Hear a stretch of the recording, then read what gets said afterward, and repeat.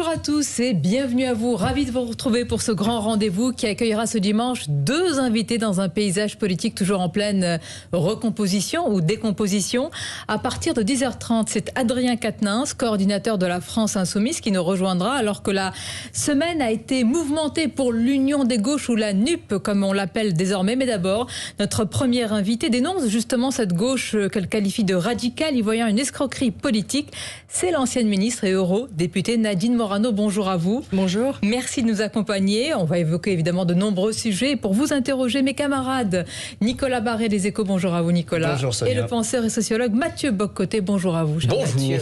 À la une du journal du dimanche, Nadine Morano, ce titre: pourquoi Emmanuel Macron veut une femme à Matignon? 74% des Français y sont favorables. Est-ce que selon vous, ce serait un signe, un symbole, alors que dans ce même journal aujourd'hui, Édith Cresson, seule femme à avoir été Premier ministre, dénonce une classe politique machiste? Oui, c'est vrai que dans la classe politique, il reste encore beaucoup de machisme sur lequel il faut lutter. Avoir une femme à Matignon, pourquoi pas? Mais c'est surtout pourquoi faire. Quelle sera sa feuille de route? Quelles seront ses actions? Quelle sera la politique à mener?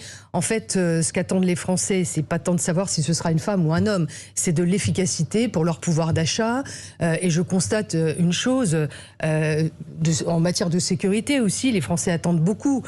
Mais je constate une chose, c'est que dans notre pays, tout est à l'arrêt au niveau gouvernemental. C'est-à-dire ?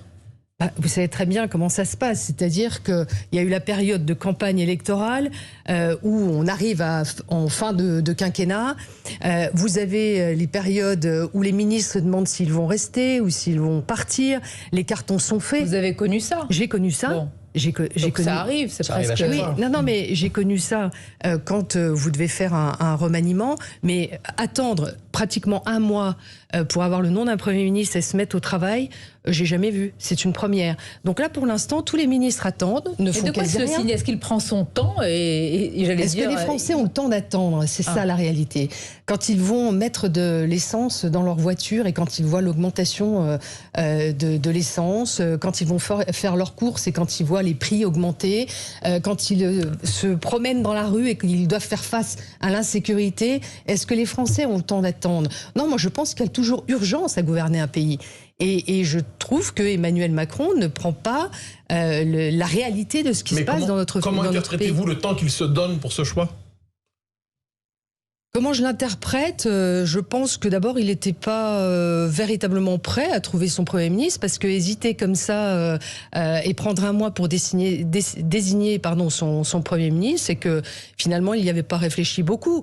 Et d'ailleurs, je note qu'il y a eu deux femmes qui ont été approchées, qui ont refusé Matignon.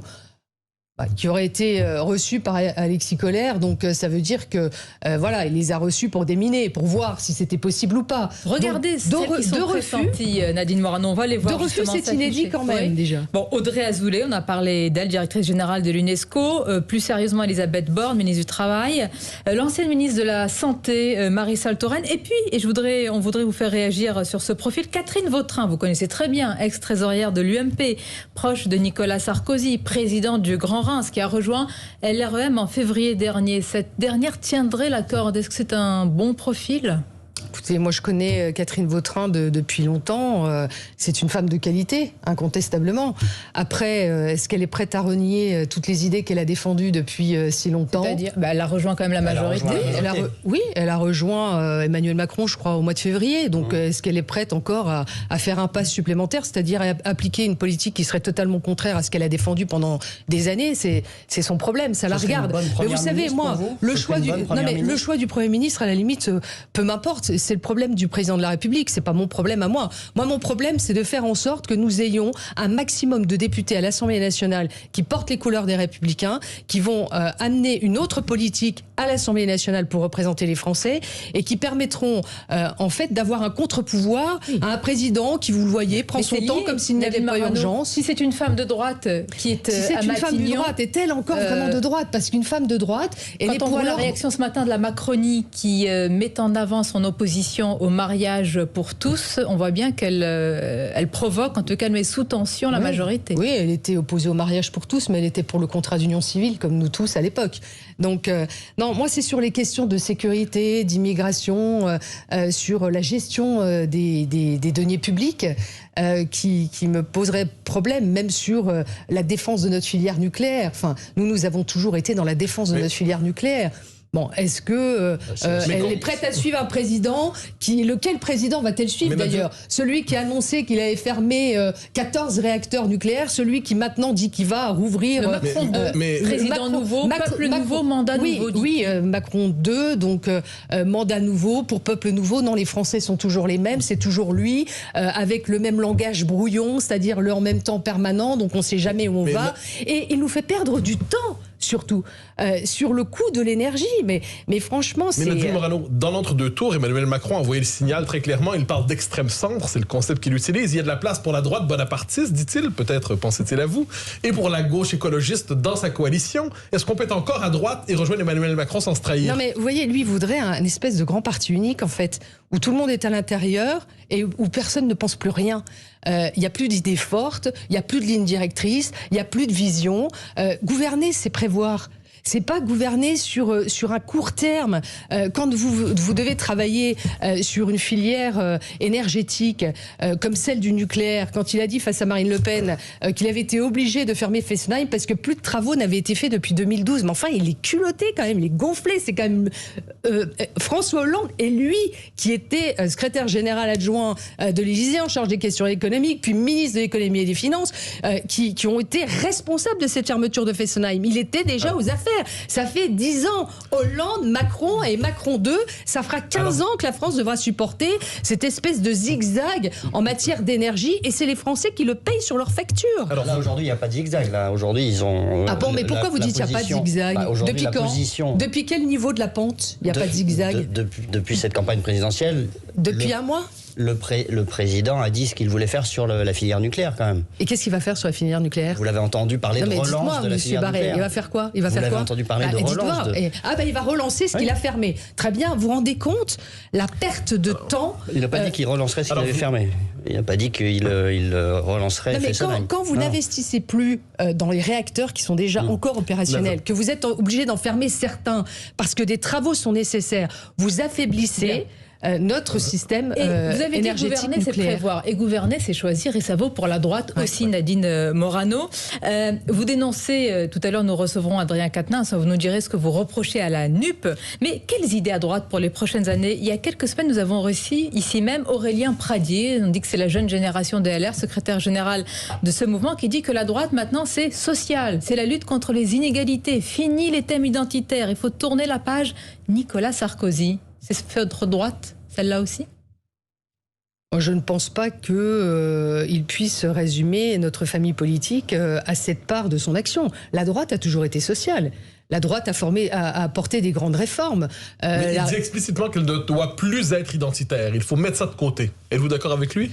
Non, mais je ne sais pas ce que ça veut dire, ça, ne plus être identitaire. Moi, je suis attachée à l'identité de la France. Je suis attachée à sa culture. Je suis attachée à sa puissance, à son rayonnement, à sa sécurité. Je veux que nous mettions en place une vraie politique de contrôle de l'immigration. C'est indispensable pour la cohésion de notre pays. Je veux une politique d'ordre, de sécurité et de justice et d'accompagnement social. Moi, je suis contre l'assistanat. Je suis pour la solidarité. Mais est-ce qu'il n'y a pas deux partis chez les Républicains aujourd'hui, même si votre part du gâteau électoral est réduite, même avec moins de 5%, il y a encore deux partis aux lignes contradictoires chez vous? Je ne sais pas si c'est contradictoire ou si certains se mettent des limites à leur action. Moi, je ne me mets pas de limite à mon action. Je suis entrée au RPR, j'avais 20 ans, et je peux vous dire qu'il y avait toutes les classes sociales qui étaient représentées. C'était un grand parti populaire. J'ai fait campagne avec Jacques Chirac, j'étais fière de faire campagne avec lui. J'ai été honorée de participer au gouvernement de Nicolas Sarkozy, qui ont mené des politiques et même d'ailleurs au niveau international, mais on y reviendra, qui étaient des politiques responsables, efficaces. Et aujourd'hui, on ne peut pas mettre en contradiction. Vous ne citez pas Valérie Pécresse dans cette lignée, mais bon, on ne peut pas mettre en contradiction les politiques sociales et les politiques de sécurité, de justice, d'immigration. Pour moi, gouverner un pays, c'est pouvoir appliquer des politiques sur tous les champs. Mais est-ce que ça l'est clair pour tout le monde à droite? Ce sont finalement 5 députés LR sortants, Nadine Morano, qui vont briguer leur succession sous les couleurs de la majorité, et pas, il faut bien le dire, une grande hémorragie comme certains l'ont voulu ou annoncé. Mais par exemple, face à Damien Abad, président du groupe LR à l'Assemblée, il n'y aura pas de candidat de la majorité. Damien Abad qui a été reçu à l'Élysée, c'est quand même le président du groupe LR à l'Assemblée. De quoi tout cela est-ce le signe? C'est le signe qu'il faut toujours être clair face à ses électeurs. Je dis à Damien Abad, tes électeurs vont te choisir sur la base d'un programme, lequel est-il? Il faut être clair. S'il choisit de rejoindre Emmanuel Macron, qu'il le dise clairement. S'il choisit de rester parmi nous, qu'il le dise clairement aussi. Et s'il ne veut pas rester parmi nous, il faut un candidat en face de lui. Voilà, les choses sont claires. Je veux dire, nous voulons être une droite indépendante. Nous voulons être une droite qui portons un vrai projet. Mais réduite à peau de chagrin. Non, parce que je considère que les plus de 100 députés qui ont fait un travail extraordinaire dans nos circonscriptions, tous ces élus et le Sénat d'ailleurs qui travaillent, tous ces parlementaires qui travaillent ensemble parce qu'ils portent les mêmes convictions, les mêmes combats. Je suis désolée. Quand vous avez peur de perdre votre siège de député et que vous renoncez à vos idées, faites autre chose que de la politique. La politique, elle doit rester noble. On doit pouvoir rester droit. Sinon, il aura un candidat face à lui. Quand même, la menace est réelle, on va dire. Il doit être clair. Il doit être clair. Il est reçu à l'Élysée. Pourquoi? Qu'est-ce qu'il veut? Qu'est-ce qu'il veut exactement? Il veut devenir ministre. Et s'il veut devenir ministre, qu'il le dise directement à tous ceux qui vont aller voter le 12 et le 19 juin. Clarté et indépendance. Clarté et indépendance. On va continuer à en parler. On ne peut pas avoir un pied à l'intérieur, un pied à l'extérieur. C'est pas possible. Ancienne ministre et députée européenne, évidemment, l'Europe est au cœur des débats. On va en parler avec les conséquences de la guerre en Ukraine et puis aussi le projet européen d'Emmanuel Macron. Une courte pause et on se retrouve. Merci d'être avec nous à la fois sur Europe 1 et CNews avec notre partenaire Les Échos. Première invitée, l'ancienne ministre et eurodéputée Nadine Morano. Je vous propose d'écouter cet extrait. C'était hier au concours de l'Eurovision.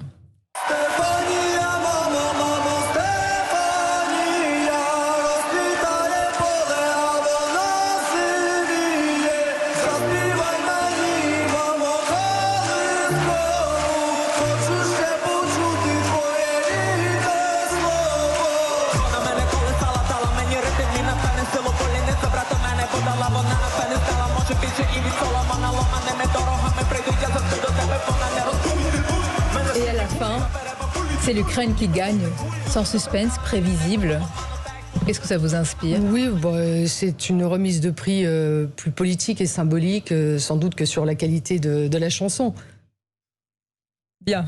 Sans plus, je ne vous emporte pas plus que cela. Restons sur le plan européen, puisqu'on a parlé de l'Eurovision. Comme Ursula von der Leyen, Emmanuel Macron souhaite réviser les traités et abandonner la règle de l'unanimité des votes pour plus, disent-ils, les deux en cœur d'efficacité. Vers quelle Europe allons-nous? Fédéraliste, très clairement. Et en quoi ce serait grave? C'est grave parce que ça met en cause les États dans leur souveraineté. Et dans ce qui peut porter atteinte à leurs intérêts vitaux. Moi, je trouve ça incroyable. Enfin, c'est pas mon Europe, en fait. Mais on sait très bien que Emmanuel Macron est totalement fédéraliste. Et c'est pas ma vision de l'Europe. Voilà. Et je trouve ça grave. Et je me battrai contre ça.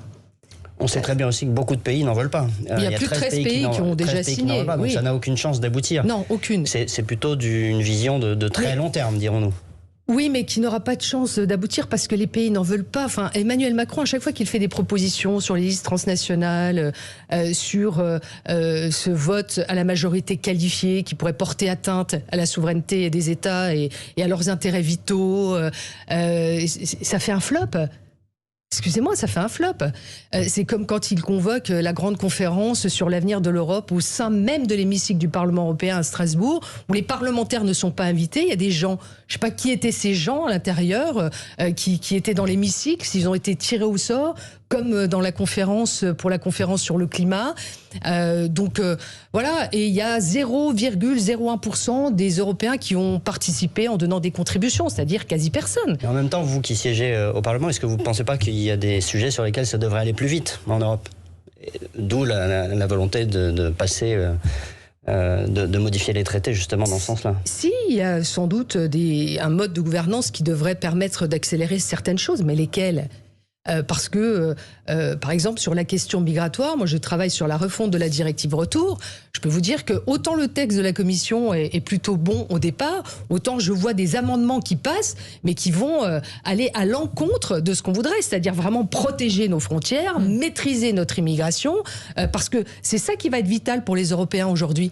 On voit bien aujourd'hui que l'immigration est devenue insupportable pour les peuples, parce qu'elle n'est pas choisie, parce qu'elle est imposée, et parce que vous avez beaucoup de personnes qui arrivent, qui ne partagent ni notre culture, ni notre mode de vie, qui viennent s'installer chez nous et imposer le leur. Donc c'est pas possible. Ça n'est pas possible. Nadine Morano, une Europe fédérale, ce serait une Europe affaiblie au moment où Poutine, évidemment, poursuit malheureusement sa guerre en Ukraine. Emmanuel Macron a démenti toute concession alors que le président ukrainien Zelensky reproche à la France ses tentatives de dialogue. Il y a le fond, il y a la forme. Je voudrais vous faire réagir sur la forme qui rejoint souvent le fond. Emmanuel Macron a montré, en tout cas, une forme de mise en scène, disent certains, son dialogue avec... J'ai regardé dans une vidéo avec... Vous savez, la diplomatie, pour qu'elle soit efficace, elle doit se faire à bas bruit. Elle ne se fait pas avec des caméras, des images. Quelle confiance vous pouvez avoir en un président de la République qui est un de vos interlocuteurs d'un autre pays, quand vous savez qu'il va être filmé ? Bon, on voit qu'il parle de Volodymyr. Reconnaissons que dans la vidéo, on ne trahit aucun secret. Hein. Non, mais on ne trahit aucun secret. Mais moi, je me suis demandé, quand on a besoin de temps s'exposer, c'est qu'on a quand même beaucoup de mal à imposer sa vision.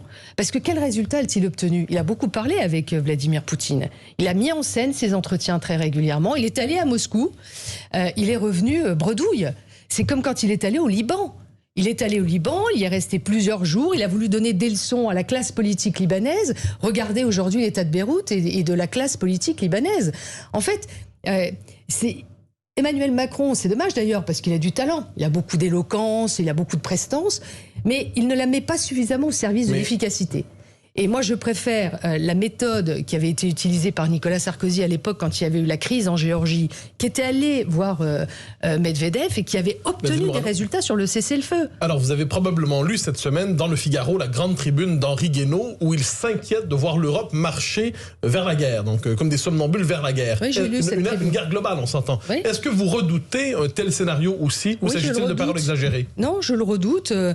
Je pense qu'aujourd'hui, alors que pendant 8 ans, il y a eu, comme vous le savez, des combats dans le Donbass qui ne faisaient jamais la une des médias. Des crises, une crise grave. Il y a eu d'ailleurs le sommet format Normandie qui avait été convoqué par François Hollande, qui avait été invité par François Hollande, qui est arrivé aux accords de Minsk, qui n'ont pas été évidemment appliqués, dont il n'y a pas eu une continuité aussi.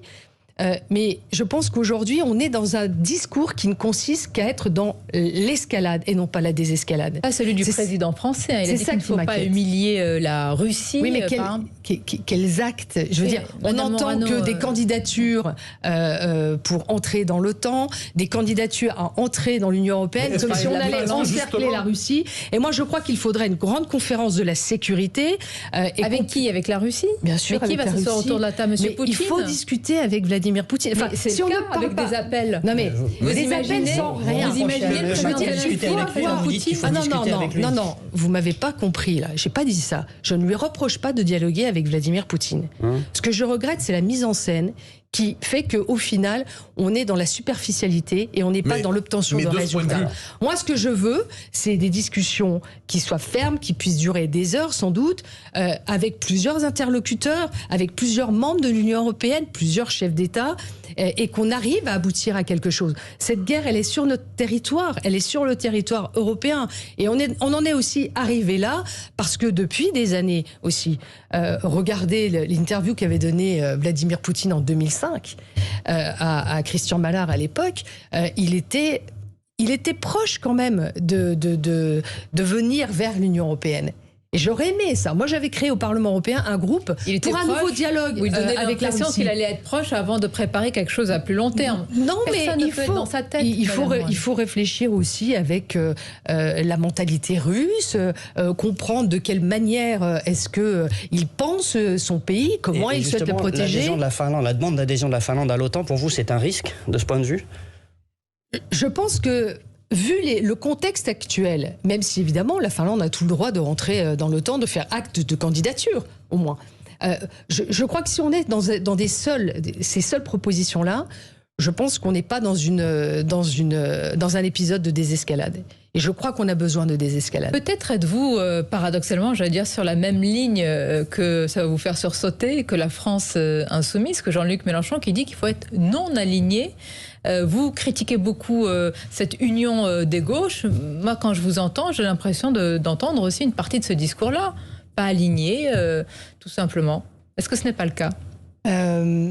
Là, sur cette union des gauches, c'est d'abord le symbole du culte de la personnalité de M. Mélenchon.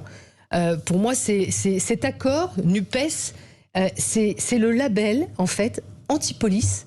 Je vous rappelle que M. Mélenchon, dans ses propositions, veut supprimer les BAC, les brigades anti-criminalité, qu'il veut aussi supprimer toutes les armes intermédiaires pour les policiers. La phrase exacte, c'est désarmer le plus possible. Oui, le plus possible. Moi, ce que je veux, c'est donner le plus possible de sécurité aux Français. C'est pas enlever des moyens à nos policiers pour permettre de mettre en place des vraies actions de sécurité pour nos compatriotes. Ça, je trouve que c'est incroyable. Ensuite, il veut supprimer notre filière nucléaire à terme, hein. Alors moi je le dis, puis c'est aussi le label du communautarisme. Regardez le candidat qui maintenant s'est retiré. Le diable, là, vous entendre, il y a tout. Ah ben moi je veux dire, quand on est socialiste et quand on porte ce label, c'est pour moi le label de la honte. Vous savez, moi je me rappelle en 2004, je me rappelle, pardon, quand François Mitterrand et Helmut Kohl se sont donné la main à Verdun. Pour moi, c'était un symbole extraordinaire parce que c'était ce symbole de la réconciliation franco-allemande qui, pour nous, est extrêmement important. C'est un trésor pour nous. C'est aussi la construction de l'Union européenne. Quand j'entends M. Mélenchon dire qu'il faut désobéir au traité de l'Union européenne, pour moi, c'est insupportable. Mais je ne comprends pas comment des socialistes peuvent accepter ça. Madame Morano, la gauche parvient néanmoins à s'unir. La droite, de son côté, est tout à fait désunie. Est-ce que pour s'opposer à une gauche unie, la droite ne devrait pas s'unir d'une manière ou de l'autre? Mais pour s'unir, il faut s'unir sur un projet, sur un programme. Mais ça les regarde. S'ils sont prêts à se renier à ce point-là, si pour les socialistes, c'est accepter ce que propose M. Piolle, c'est-à-dire le burkini à la piscine, c'est-à-dire le communautarisme, c'est proposer une candidature aux élections législatives à M. Tarbouaf, qui avait quand même traité Dalil Boubekeur de collabeur, à l'époque où les musulmans et Dalil Boubekeur avaient manifesté contre les attentats terroristes en France. Je veux dire, nous, on n'a pas... Comment les socialistes peuvent accepter une telle vision communautariste? Vos mots vont beaucoup faire réagir notre second invité, puisque c'est Adrien Quatennens qui va vous succéder. Merci Nadine Morano. Merci d'avoir été notre invité pour ce grand rendez-vous. Et à très bientôt. Restez avec nous, une courte pause. Vous l'avez entendu, alliance de la honte pour Nadine Morano concernant la NUP ou NUPES, comme vous dites. Réaction d'Adrien Quatennens sur ce sujet et beaucoup d'autres. À tout de suite pour la suite du grand rendez-vous.